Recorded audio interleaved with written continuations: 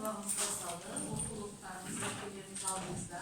Дәптерлерімізді ашып екінші залында болады.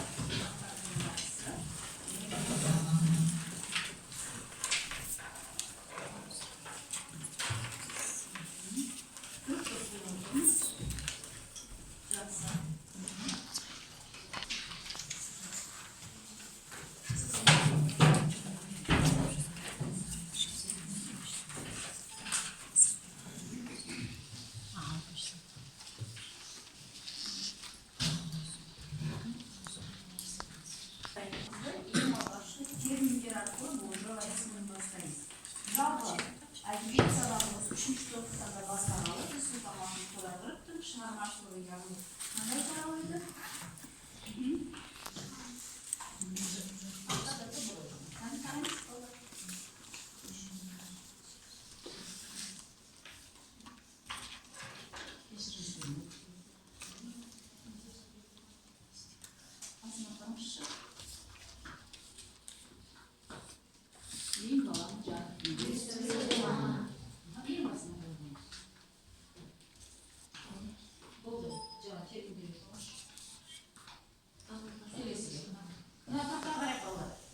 Ұстаз емес, өз шәкірт үшін келмесе, шәкірт емес, өз ұстазын сүйдесі деп жүзкелі айналды.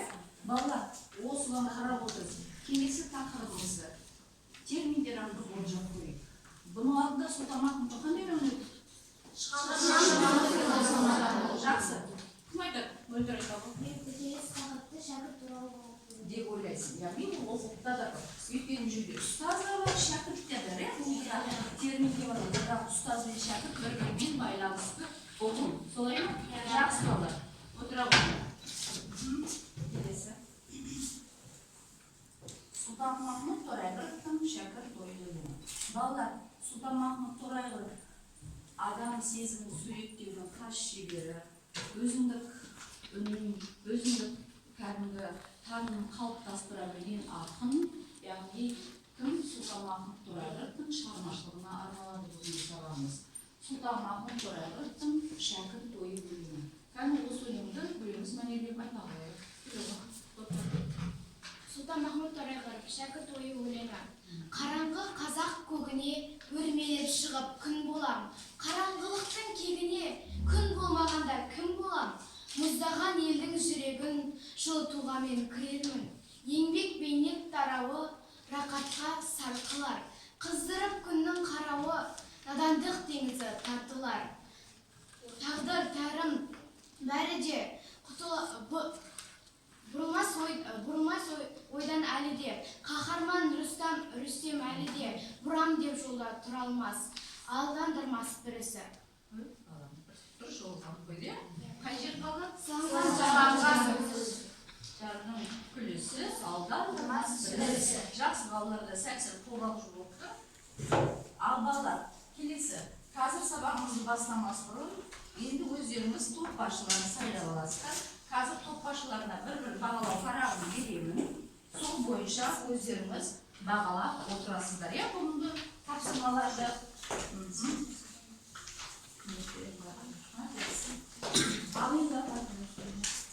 бүгінгі сабағымыздың мақсатымен танысып алайық.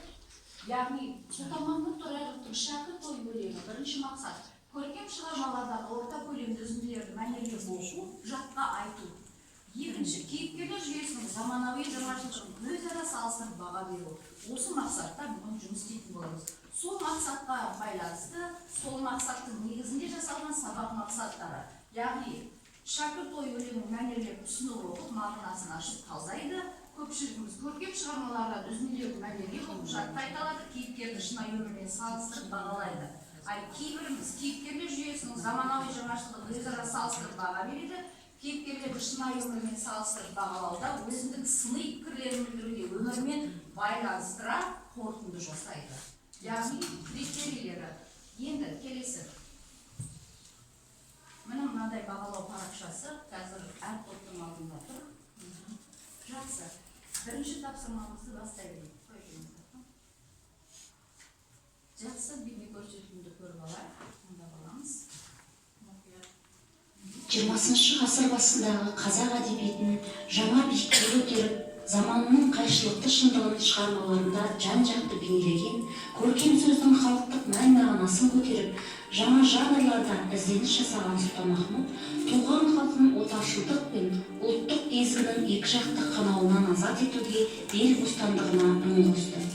Қараңғы қазақ көгіне өрмелеп шығып күн болуға ұмтылды.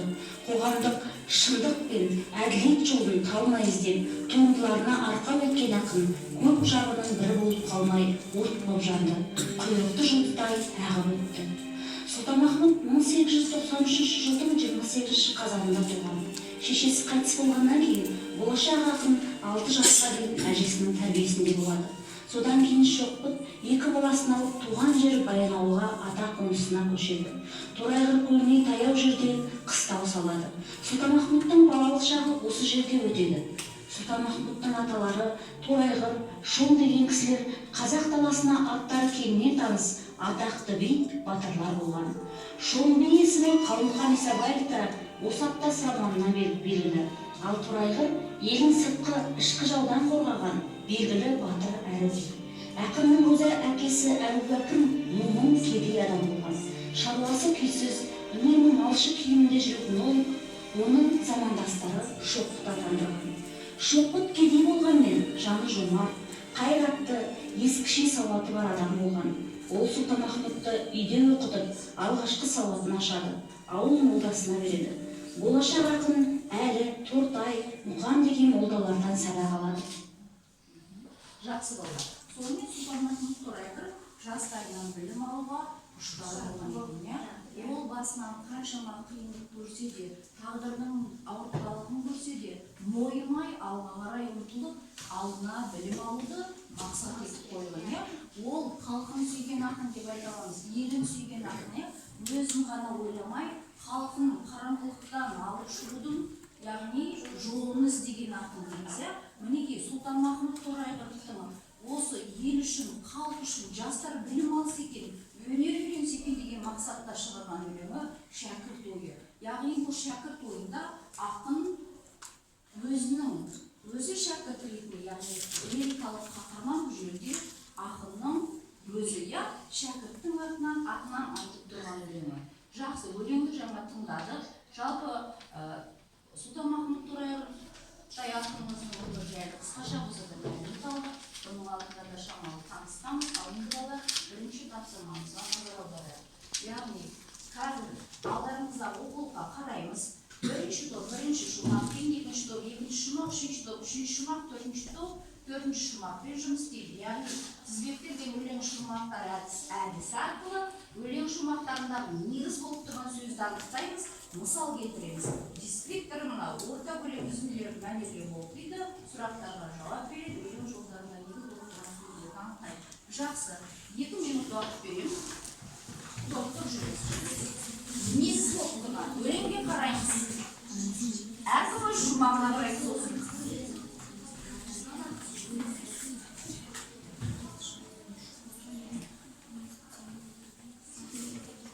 Дауыстар шығарға беремін, бала, екі тұстан өз жүріңді. Оқулыққа қараңдар, ашық.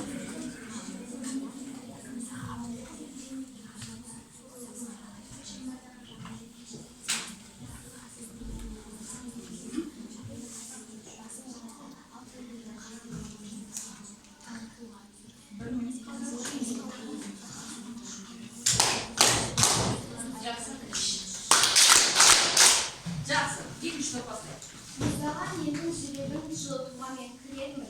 Еңбек бейнет тарауы, рахатқа сарқылар. Қыздырып күннің қарауы, надандық теңізі тартылар. Бұл жердегі негіз болып тұрған сөздер. Еңбек. Мұздаған елдің жүрегі, бейнет, надандық теңізі. Жақсы. Енді негіз болып тұрған.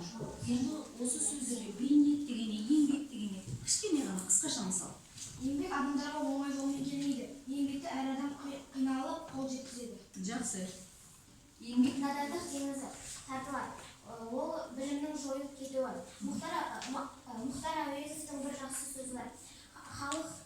Халықты халықпен, адамды адаммен қосатын нәрсе ол білім дейді. Біз еңбек етпей, бейнет етпей, оның жақсылығын көрмейміз. Жақсы, еңбек етпей, бейнет. Мұздаған елдің жүрегі қараңғылықтың көзі. балдар даусыңыздан қатырып шығарады екінші топ. Қараңғы қазақ көгіне өрмелеп шығып күн боламын. Қараңғылықтың кегіне күн болмағанда кім боламын? Деп Сұлтанмахмұт Торайғыров атамыз айтып кеткендей, осы өлең шумақтарында негізгі болып тұрған сөздерді біз мыналар деп ойлаймыз. Қазақ көгі білімге жақын. Қараңғылықтың кегі қараңғылық. Жақсы, бір-екеуіне мысал келтіріп жіберіңіз. Қараңғылықтың кегі деген ол надандықты жойды түсін. Жақсы, Қараңғылық білімсіздік. білімсіздік. Қазақ көгі ұлтымызды асқақтауы. Өте жақсы, жарайсыңдар, отыра қой, бәрекелді. Келесі топ. Айтады, Жәмила. Қызыр күннің қарауы, надандық теңізі тартылар. Орнаутай күнілер қызығын лагерлер белгілер. Бұл жерде осы үш шумаққа негіз болып тұрған сөз надандық, күн, теңіз. Жақсы, мысал келтіріп жіберіңдер. Теңіз, күн. Мысалы, теңіз ол білімсіздік, яғни қараңғылық деп түсінеміз. Теңіз білімсіздік бар. Надандықтың теңіз айтыр. Ал жалпы теңіз деген ұғымның өзі теңіз ғой. Ол су. Ал күн Надандықтың теңіз деп, сауатсыздық. Жақсы. күн ол қиыншылықтың артта қалуы. Өте жақсы, жарайсың. Білімсіздік, жалқаулық. Жарайсың, жақсы, отыра қой, рахмет. Төртінші топ. Өз тағдыр біріде бұл мақсұттан бұрамас. Қаһарман Рүстем әлі де бұрам деп жолда тұра алмас. Сыланған жардың күресі алдандырмас бір ісі. Сұлтанмахмұт Торайғыровтың бұл өлең осы төртінші шумақтағы негізгі сөздер олар қаһарман мен тағдыр. Қаһарман, тағдыр. Қосарларыңыз бар ма? Тағдыр Сұлтанмахмұт Торайғыров өмір сүрген кезде 19 ғасырдың аяғы мен 20 ғасырдың басында көп қиыншылық көрді. Мысалы, Сұлтанмахмұт Торайғыров 2 жасында анасынан айырылып, 6 жасына дейін әжесінің қолында өскен. Жақсы. Қаһарман туралы айтатын болсақ, біздің оқулығымызда да қаһарман туралы айтылған. Ол жерде былай айтылған: әдеби шығармадағы қасиеттері жағымды қасиеттерге ие, немесе мінезінде жағымды қасиеттері болса, авторлық идеалға сай келетін тұлға, көркем бейне. Жақсы, отыра қой. Жарайсыңдар, балалар. Ал енді өздеріңіз топ басшылары осы тапсырманы бағалауды ұмытпаймыз, иә? Жақсы. Өздеріңіз топ басшылары бағалаймыз. Балалар, бағалып қойдық па? Жақсы, келесі тапсырма оқиын. Мінекей алдарыңызда мынандай бағалау парақшалары тұр. Топ басшылары бағалау. Келесі мінекей ғой.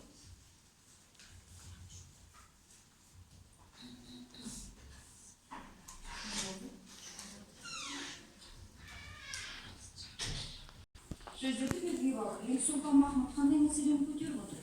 Әркім өз шумағын жой қоса қойсын.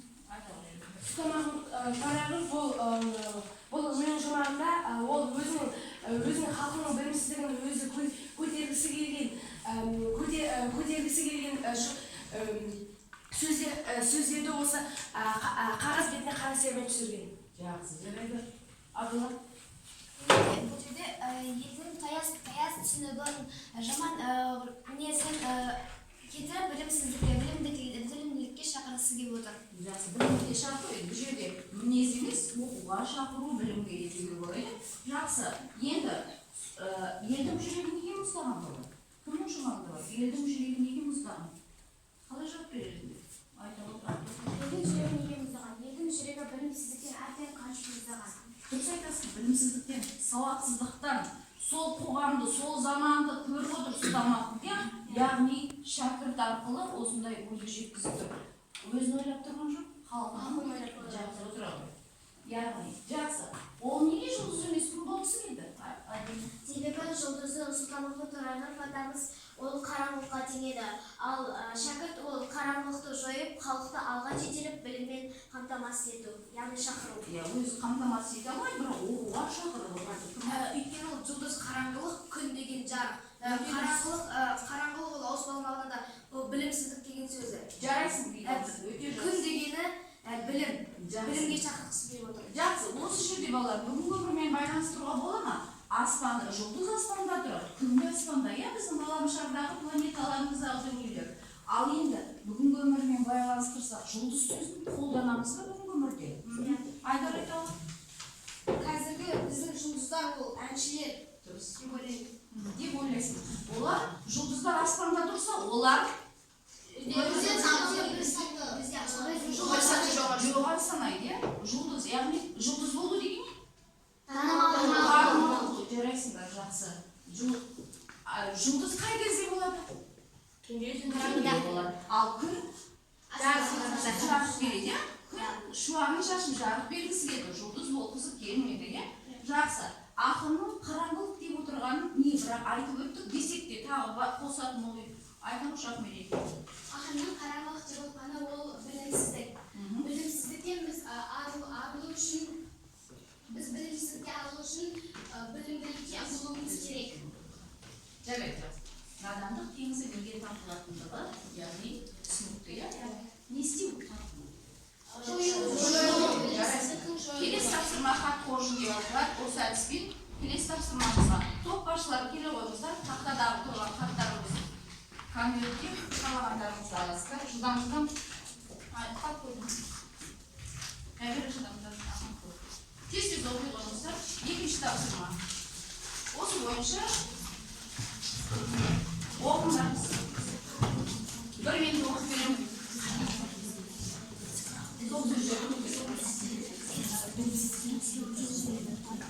Мына оқушыларды конвертте қараңғылық үшін бір топқа мұздаған екі мүшел жадатын енгізуші мүмкін. Дайс, жарма жақсы. Көрішті бастайық. Бізде хат қоржынынан қарақұрттың кегі деген сұрақ келді. Біз бұны былай түсінеміз. Егер де бұл Сұлтанмахмұт Торайғыров ол білімсіздікке қарсы тұрғысы келді. Біз осы қарақұрттың кегі дегеніміз ол бірінші топ айтып кеткен ол білімсіздік. Ал Сұлтанмахмұт Торайғыров соны жөндегісі келді. Барлық халықта білімділікке үйреткісі келді. Жақсы. Тағы да қараңғылықты таяз түсінікті жою деп алмастыруға болады.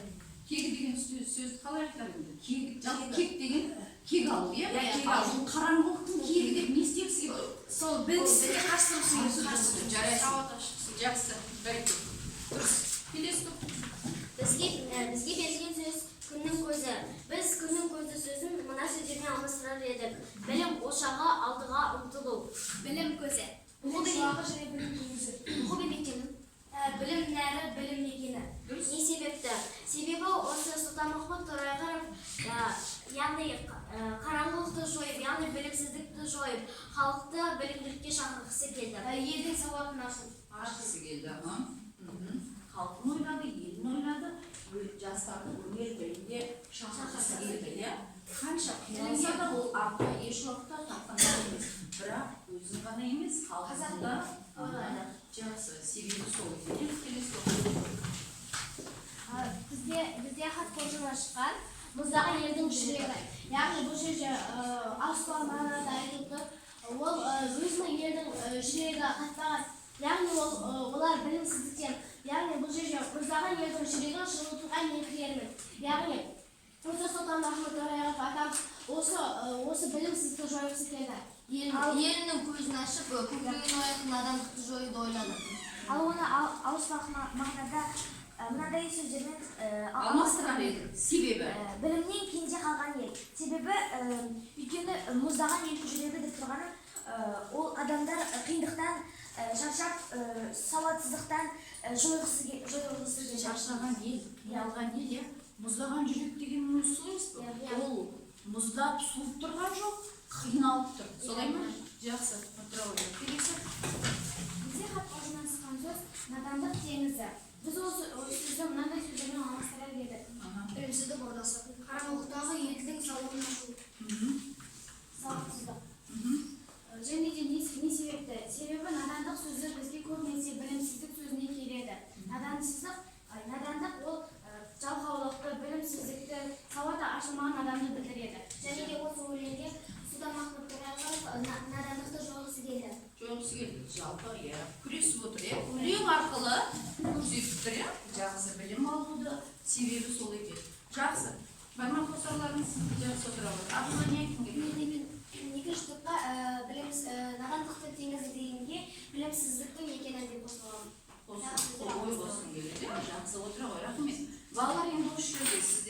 жетек сұрақтағы да. Енді ғылыми зерттеу бойынша аспандағы ғаламшардағы ай мен күн туралы не білеміз балалар? Ай мен күн. Иә. Жақсы айтып жатыр.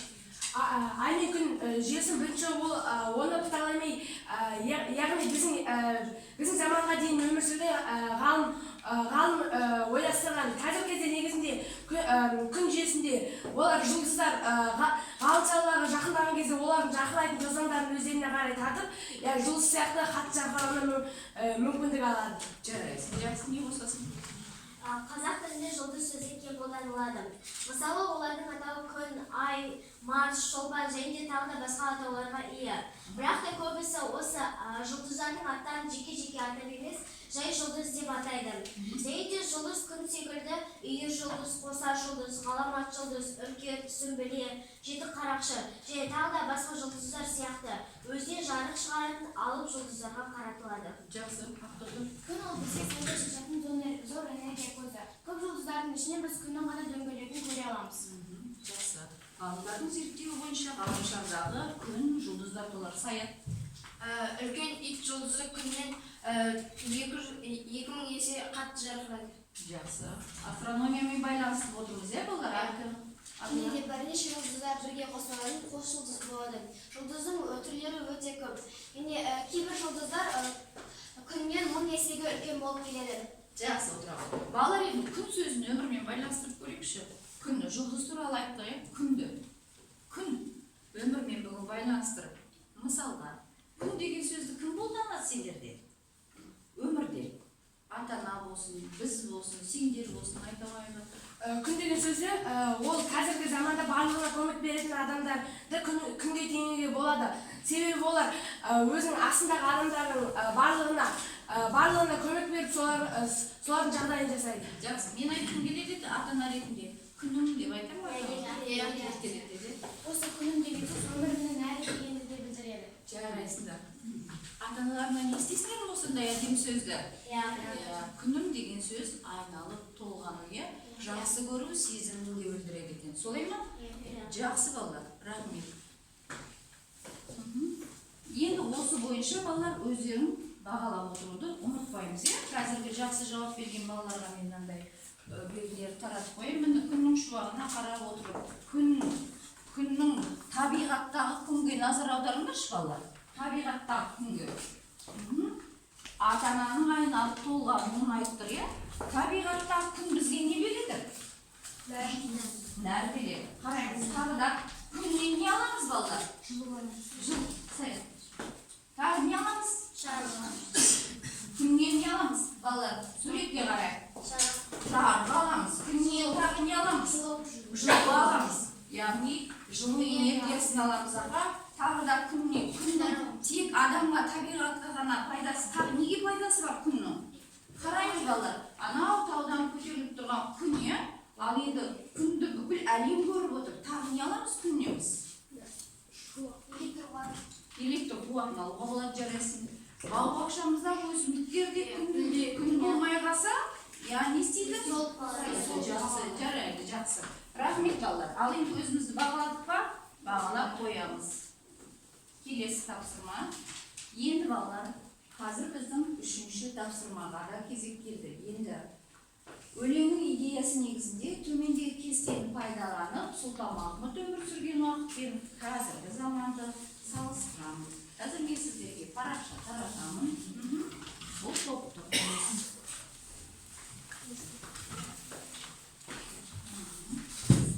3 минут уақыт беремін.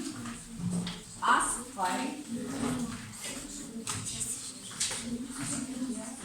Ақыл өмір сүрген кезеңдегі шәкірт ойы, бүгінгі шәкірттің ойы.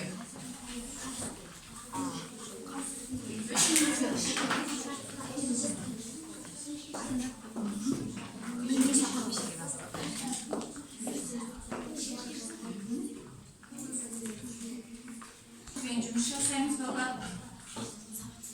Шынайы жазамыз.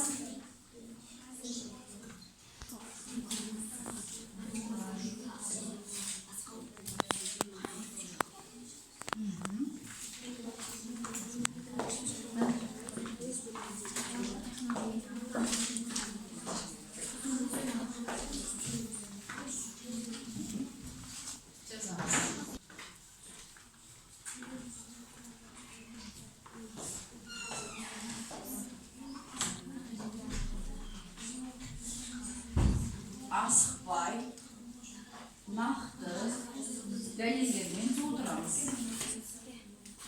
Айтатын ойларымыздың бәрін толтырып.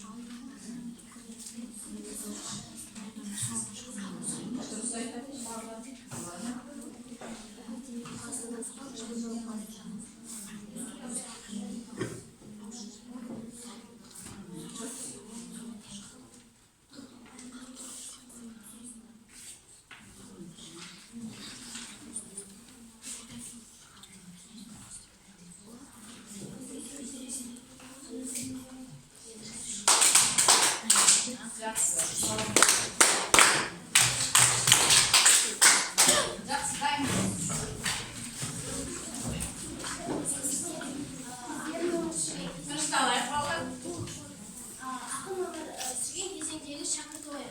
Яғни ол кезде барлығы қиын болды, бірақ олар білімге қарай ұмтылды. Олар надандықты жойғысы келді. Ал қазіргі таңда бүгінгі шәкірттердің ойы, мысалы мен өзімнің ойым, мен өзімнің ата-анамның мақтанышы болғым келеді. Және Сұлтан Махмұт Тореқыров өзінің шәкірт кезінде өзі елімнің жанашыры болу, өрге сүйреушісі боламын. Және қараңғылықты жоюға ұмтыламын және сауатсыздықты жоямын деген. Және шәкірт ойындағы бірінші шума өлеңінде айтылып кеткендей, осы білімсіздікті жойып, ал білімге қарай ұмтылуды ойлады. Көздейді, иә? Жақсы отыра рахмет. Жарайсыңдар. Міне балалар, қолдарының алдына сол кезеңдегі шәкірттің кезең. Кезеңдегі шәкірттер молдадан сауат ашқан және олар мүмкіндіктер аз болған, яғни ол кезде дамымаған және ол кездегі қалам емес сиямен жазған. Және Сұлтан Махмұтты да алатын болсақ, Сұлтан Махмұт 13 жасынан бастап молдада оқыған және Сұлтан Махмұт білімге ұмтылған. Білімді болғысы келген. Қиындыққа шыдамай кетіп қалады. Және ол үшін дамымаған дейміз, заманмен байланыстырып тұрсың ба, адамды айтып тұрсың ба дамымаған? Заман жақсы. Бүгінгі шәкірттердің ойы, яғни біздің ойымыз, бүгінгі шәкірттеріміз, ал біздің ойымыз ол әрқайсының өзінің, мысалы менің ойым ол өзінің ғана мәселелерімен емес, халықтың да мәселелеріне, жағдайларына көңіл бөліп, өзінің еліне адал еңбек еткім келеді. Мәселеміз жалпы өзімді ғана ойламай, өзімшіл болмай, қоғамды да, елімді де ойлағым келеді, иә? Менде бүгінгі қару-жарақтар, құралдар, киім, тамақ барлығы қамтамасыз етілген. Себебі қазір дамыған кез. Технология дамыған кезі жақсы. қазір бәрі бар. Еліміз тәуелсіз. Барлық жағдай жасалған. Тек қана не істеу керек? Тек оқу керек. Ал ол заманмен салыстыратын болса, сол кездегі ұмтылғысы келді, оқығысы келді, талаптанды, қиындыққа төзді, мойымады. Бірақ ол заман басқаша еді. Ал сол өлеңдегі шәкірттің ойы, мына өлеңде беріліп тұр. Қараңғы қазақ көкме өрмелеп шығып күн болам дейді. Жеке бас емес, қазақты ойлап тұр. Көкке шығу деген ол аспанға шығып кетіп жұлдыз болу емес, не болу? Білім алу. Жақсы. Келіс бұл. Ақын өмір сүрген кезеңдегі шәкірт ойы, елдің сауатын ашу, қараңғылықты жою. Білімге шақыру, сауаттылықты жою. Сауатсыздықты шығарайық. Бүгінгі шәкірттердің ойы, өз білімімізді жетілдіру. Және де алға қойған мақсатына жету, үлкен мамандық иесі болу, ата-ананың үмітін ақтау, еліне үлес қосу. Бүгінгі заманның шәкірті менің және менің сыныптастарым. Ал менің ойым мынадай. Мен өз елімнің жанашыры болғым келеді, өз елімді алға сүйрегім келеді. Осы қараңғылықты жойып, сауатсыздықты жойғым келеді. Және де көбінесе өз басындағы жағдайдан гөрі елдің жағдайын ойлағым келеді. Яғни мен өз елімді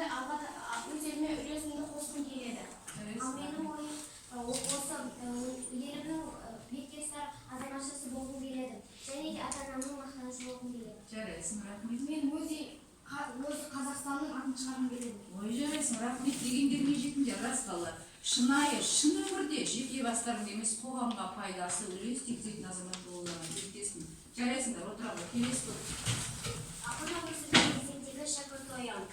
Ол кездегі шәкірт ойы тек өз бас емес, халқын қараңғылықтан алып шығып, халқымен теңестіру. Ол кезде тіпті мүмкіндіктер мүлде жасалмаған. Ол заманда молдада оқыды, ал молдада оқығанның өзі өте қиын болады. Молда оқыған қиын болғанынан Сұлтанмахмұт Кетіп қалған, дұрыс айтасың, молдадан кетіп қалған, атаның бір болсын, молда бір Сұлтанмахмұт туралы бір қиындыққа төзе алмайды. Бүгін шәкірттер ойы. Біз мамандық алып, елімізге, туған жерімізге адал қызмет еткіміз келеді. Және де өз ойына қоса кетсем, мен ата-анамның бетке ұстар баласы болғым келеді. Және елімнің ата-анамның мақтанышына аттағым келеді. Айналым керек, жақсы. Және де ақын өткен уақыт пен қазіргі заман салыстыратын болсақ, бұрынғы заманда жүр екі адам оқымаған білімді оқу үшін кедергілері өте көп болған. Ал қазір 21-ші ғасыр техника дамыған. Біздің оқуға көптеген мүмкіндіктеріміз бар. Осы арқылы біз өз елімізге үлес қоса аламыз. Жарайсың, мүмкіндік мол. Қазір тек қана өз елімде емес, қайда оқи беруге болады. Шетелге де бар оқу болды. Мүмкіндік жеткілікті. Тек қана оқы, ізден, талпын. Солай ма? Жақсы. Қосарларыңыздар ма? Айта ғой. Және де қазіргі шәкіртмен және менің сыныптастарым. Ал менің ойымша, яғни мен осы мектепті жақсы бітіріп, өзімнің қалған мамандығыма тұрып, және де болашақта осы Қазақстанның атын шығарғым келеді. Жақсы, атын шығаруларыңа тілектеспін, рахмет, жақсыларыңа. Ол қай салада болсын, спорт болсын, өнер болсын, білім болсын, қоғамға үлес қосатындай азамат болуларың, ниеттерің өте жақсы балалар. Ниеттеріңе жетіңдер. Болдық па? Барлық топ ойымызда айттық қой, жақсы балалар. Енді осы бүгінгі заманмен салыстырып жатырмыз. Ал енді қазіргі заман туралы тағы да айтайықшы, қоғамға үлес қосып жүрген білім жағынан, басқа да салада кімдерді атай алар едіңдер балалар? Мақтаныш сезіммен. Мен мысалы осыған осындай болғым келеді, осындай бір ақынға, немесе жаңа қоғам қайраткері, немесе өнер адамы, осындай жақсы жағымен көрініп жүр, мен осыған ұқсағым келеді, немесе ғалым болғым келеді, мынадайлар дүниені зерттегім келеді дейтін, ғылыммен достасқыларың келетіндерің бар ма? Мен осы қазақ еліне үлес қосқан Шерхан Мұртаза сияқты ақын болғым келеді. Шерхан Мұртаза, бірақ ақын дей алмаймыз, жақсы. Жақсы. Жақсы, Шерхандай болсаң шындықты айтатын айна Зайбатыр боласың. Мен біздің ең алғашқы президентіміз Дінмұхамед Қонаевтай болғым келеді. Себебі ол кісі қаншалықты асқақтаса да өз елін бірінші қойған, өз елін ешқашан да ұмытпаған. Және де ол кісі де жазушы болған. Қонаевтың бір сөзін айтқым келіп тұрған сияқты, мен бір сабақтарда сендерге айтқам. Ол қанша жоғары жүзмектесем де, кімнен биік емеспін дейді? Халқынан биік емеспін дейді. Осындай болуымыз керекпісің. Мен Абдулқастеев сияқты суретші болғым келеді. Жақсы, суретші болғым келеді. Рахмет. Суретші боламыз тағы. Және де мен болашақта дәрігер болғым келеді. Осы дәрігерлер ауырып қалған адамдарды емдеп, және Қазақстанның халқын көбейтіп жатыр. Және де мен тек дәрігер емес, өзі мектебіндегі ұстаздарына көптеген алғыс айтқым келеді. Ой жарайсың, рахмет. Өте жақсы, рахмет. Ал енді, балалар, біз енді қазір болмасам да ұқсап бақ деп абай атамыз айтқандай, не істейік? Топтасып Сұлтанмахмұт Торайғыровқа өлең шығарып керек, бір шумақ болса да жұптасып жұмыс істеп. Енді сол заманда айтты, бұрынғы шәкірттің ойын айтты, ойлар өте тамаша, жарайсыңдар балалар. Бәрекелді. Жазып көресіз. 4 жол, 2 жолда емес 4 жолда жеткізеді. Бір шумақ. Абай атамыз айтқандай, айналасы тек жұмыр тегіскенсін айналасын. Әдемі жұмыр өлең күтеміз. Кәні шығармашылық.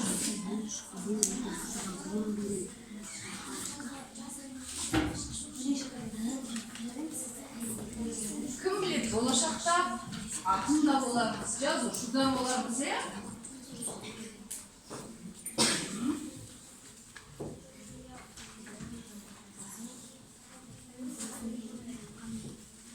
ұйқасына,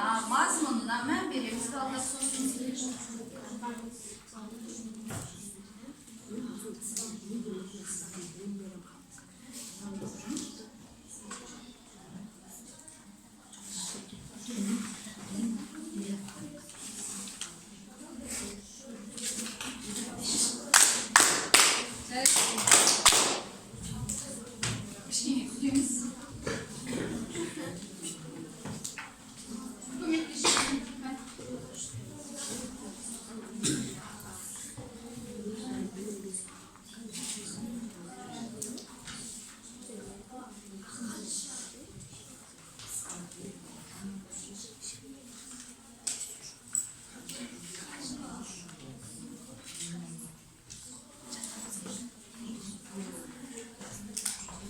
Кішкене көмек беріңіз. Жақсы.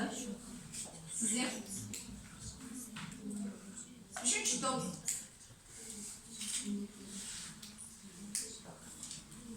Айбатыр, сіздер бастай беріңіз. Айбатыр. Біздің шығарған өлеңіміз ол білім басын бастаған, ел үмітін ақтаған, білім беріп халыққа надандықты таптаған. Ой, жарайсың, бәрекелді. Сұлтанмахмұт атамыз, бізге жақын данамыз, алаш туы астында қорғаған бізді бабамыз. Жарайсыңдар, рахмет. Ой, бәрекелді. Сұлтанмахмұт жазушы, қазаққа шуақ шашушы, дүрсілдеп соққан жүрегі елін ойлап жүреді. Жақсы. Бала жүрегі, бала көңілі, жаман емес. Надандықты жоям деп талпынды ол білімге, қаншама қиын күндерде ұмтылды ол білімге. Жақсы, білімге сөз екі қайталанып кетті. Жақсы енді. Болады, бірақ десекте бір шумаққа бір сөзді қайталамаймыз деп айтылған сендерге, иә? Жақсы балалар. Енді балалар кері байланыс жасаймыз. Біз қазір алдымызда тұрған үш оқтары өздеріңіз жасаған өздеріңіз алдымыздағы құмыраға саламыз, иә? Жақсы. Көңіл-күй бүкеті. Бүгінгі алған әсерлеріміз қаншалықты екенін есімімізді аттардың бір бұрышына жазып қоямыз. Құмыраны толтырамыз.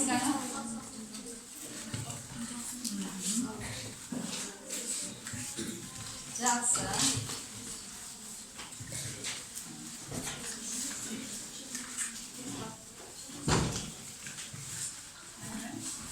Болды балалар?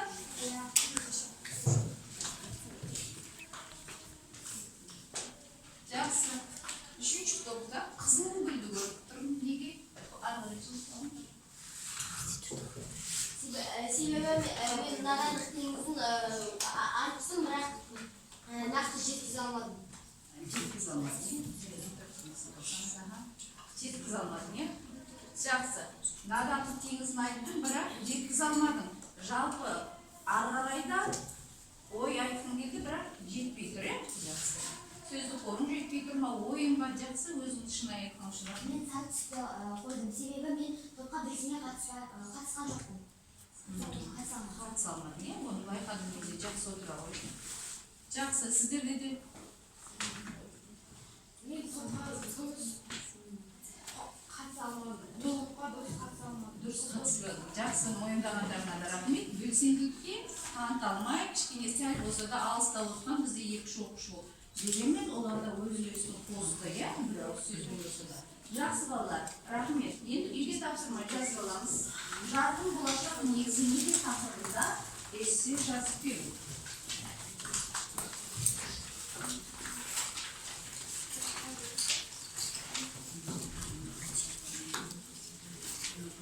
Жазалып қой,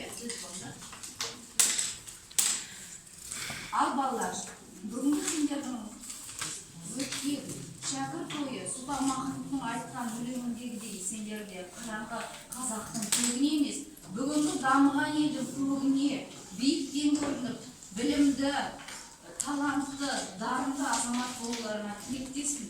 Сендер де Сұлтанмахмұт сияқты елдеріңе күн сәулесін шашатын үлкен азамат болыңдар деп тілек айтқым келеді. Осымен сабағымыз аяқталды. Рахмет сіздерге.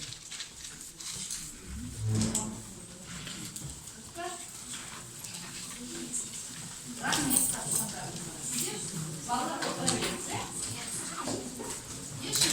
бар.